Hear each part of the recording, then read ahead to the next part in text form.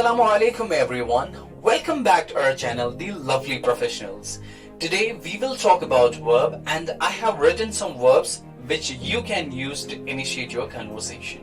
I request all of you to watch the video till end, and if you're new to our channel, so please make sure to like, share, comment and subscribe. Let's begin.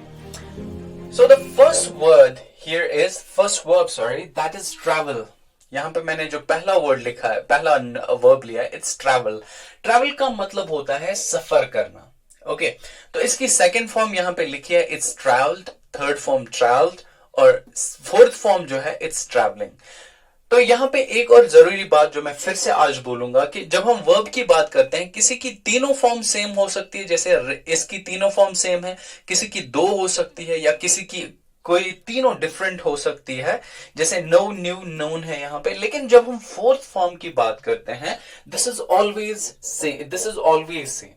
Okay, तो same कैसे है, एक ही नहीं है, जैसे travelling travelling travelling नहीं होगा. ये जो फर्स्ट फॉर्म है इसको आप आईएनजी ऐड करेंगे, यही तरीका है फोर्थ फॉर्म बनाने का, एंड इट्स ऑलवेज इंग फॉर्म. ठीक है, तो चलिए हम दूसरे वर्ब की तरफ बढ़ते हैं. It's spend. स्पेंड का मतलब होता है खर्च करना. ओके, स्पेंड का मतलब होता है खर्च करना या इस्तेमाल करना. इसकी सेकंड फॉर्म है स्पेंड और थर्ड फॉर्म है स्पेंड और फोर्थ फॉर्म है spending. Most of the times I heard many people to say spend, spend. इसको भी स्पेंड पढ़ते हैं, एक्चुअली ऐसा नहीं है. It's spend, spend, spend and spending. Okay, तो आगे बढ़ते हैं. जब हम जो हमारा तीसरा वर्ब है, इट्स रेड. एक्चुअली मैंने ब्लैक में लिखा है, so sorry for that. It's read. Okay, read, red, red, reading. ये जो है, इन तीनों में जब हम देखें तो स्पेलिंग भी सेम है, लेकिन प्रोनाउंसिएशन में थोड़ा डिफरेंस है इसका. तो ये रीड है, ब्लैक में लिखा हुआ रेड है, और ये भी रेड है, और इसको पढ़ना है रीडिंग. ओके, रीड का मतलब होता है पढ़ना. ओके, तो आगे चलते हैं. जब हम प्रूव की बात करते हैं, प्रूव का मतलब होता है साबित करना. Okay, for how you can use it, he proves his innocence. और ये जो है, ऐसे ही हम इन वर्ब्स को इस्तेमाल कर सकते हैं, या हमें इनको अपनी कन्वर्सेशन में इस्तेमाल करना है. आगे बढ़ते हैं. लर्न. तो जो ये लर्न है, इसकी सेकेंड फॉर्म आप देखें यहाँ पे, it's learned. Okay, third form learned and the fourth form is learning. I heard many people, even I was confused in the initial in my initial stage. I was confused. ये learn जो है, मैं इसको learned he, I thought that it's learn, learned and learned. ये जो ट यहाँ पे, इसको मैं ड पढ़ता था, learned. और मैंने बहुत सारे ऐसे स्टूडेंट्स और ऐसे स्पीकर्स देखे हैं जिनका मेरे जैसा ही कंफ्यूजन था. लेकिन अब हम देखते हैं ये कंफ्यूजन जो है, ये होता क्यों है. What's the reason behind this? The reason is, जब हम इंग्लिश लैंग्वेज की बात करते हैं, so all of you might know, or if you don't know, let me tell you, sorry. तो दो एक्सेंट्स हैं हमारे which are truly beautiful. एक तो है अमेरिकन एक्सेंट, दूसरा है ब्रिटिश एक्सेंट. जब हम ड की बात करते हैं, तो ये अमेरिकन एक्सेंट में विजिबल होते हैं. फॉर एग्जाम्पल अगर हम देखते हैं, और जो ब्रिटिश एक्सेंट है इसमें नहीं होते हैं. एग्जाम्पल के फॉर एग्जाम्पल जब हम टीचर की बात करते हैं, हमारी कश्मीरी में ये इट्स टीचर हम पढ़ते हैं, लेकिन एक्चुअली ये जो है, जब हम ब्रिटिश की बात करते हैं, it's teacher. Okay, it's teacher. यहां पे अगर हम बात करें, ट पे थोड़ा सा स्ट्रेस है, और आर भी आपको सुनाई दे रहा होगा. लेकिन जब हम ब्रिटिश की बात करते हैं, it's teacher.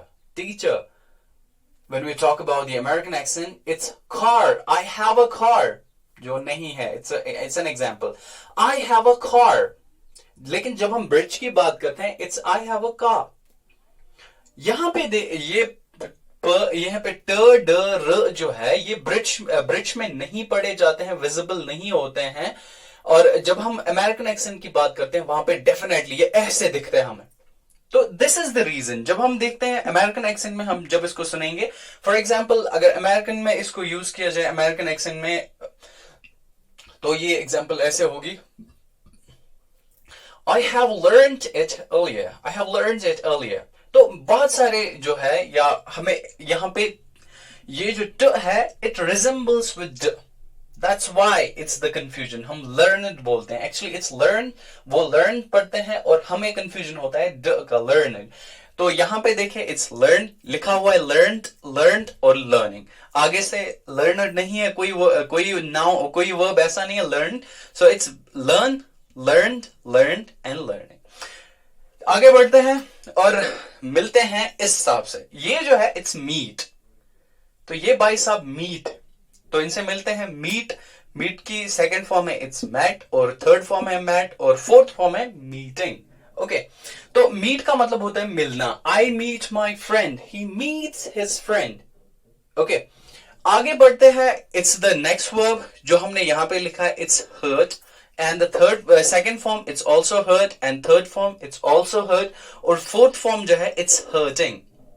Okay, so this hurt जो है many of the time is talking in the flow। जब हम flow में बात करते हैं, for example I walked, talked, worked, तो in that flow हम इसको hurted भी पढ़ते हैं। even I use many of the times hurted, actually ऐसा कोई verb है ही नहीं hurted, तो it's hurt, hurt, hurt and hurting।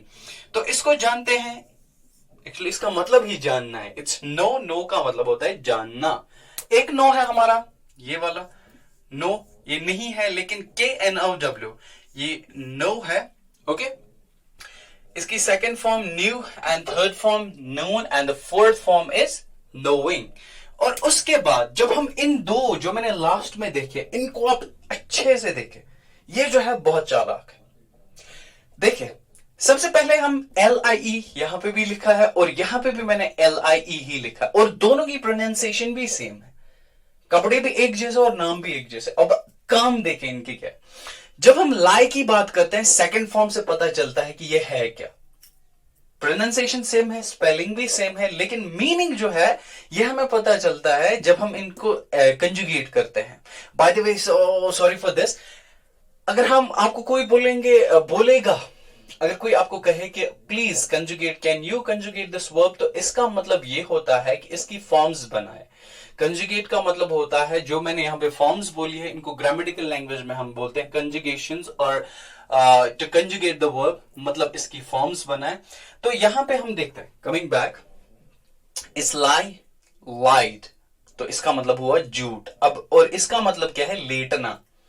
लाई, ले, लैन एंड लाइंग, तो इसकी दोनों फॉर्म सेम है, लाइड, लाइड, लाइंग। ओके, तो ये जो था, ये जो है, ये कुछ वर्ब्स है। अगर हम देखें सीक्वेंस में, तो यहां पे जो है ये कैसे आप इस्तेमाल कर सकते हैं। ट्रैवल, ट्रैवल जो है, जब हम प्रेजेंट सिंपल की बात करते हैं, present simple is really very important when it comes to the maturity of the speaking. तो उस टाइम के लिए मैं जो, और जब हम नेटिव स्पीकर्स की स्पीच को देखते हैं, obviously and the most of the times they try to, and they always speak in present simple। okay, तो प्रेजेंट सिंपल में आप भी कोशिश किया करें अपने सेंटेंस, अपने जो अपना जो कुछ भी आप कहना चाहते हो, try to confine that within present simple. Formula हमने लिखी है, उसी हिसाब से आप इन वर्ब्स को यूज करें, और इनको भी लिख के रखें। फिलहाल हमारा काम जो है that is with this V1 first form of verb, क्योंकि हमने जो प्रेजेंट सिंपल पढ़ी है पहली एक्सप्रेशन, उसमें आप बेस फॉर्म ही यूज कर सकते हैं। Okay, so it's like it's learn, जो मैंने पहले बोला था, और इसमें जो मैंने ट ड र की बात की, it's an very interesting topic. इंशाल्लाह इसको हम जब इसका टाइम आएगा, at that time you will find it really very interesting and very informative and also very important. फिलहाल के लिए आप याद रखें, र जो साउंड है ये अमेरिकन में होता है और ब्रिटिश में, और इसको विजिबली हम विजिबली नहीं, ये विजिबल नहीं होता है। ओके, तो आगे इंशाल्लाह in the next video I will also try to come with some other verbs, क्योंकि जब हम बात करते हैं तो बात करने के लिए अल्फाज का होना जरूरी है।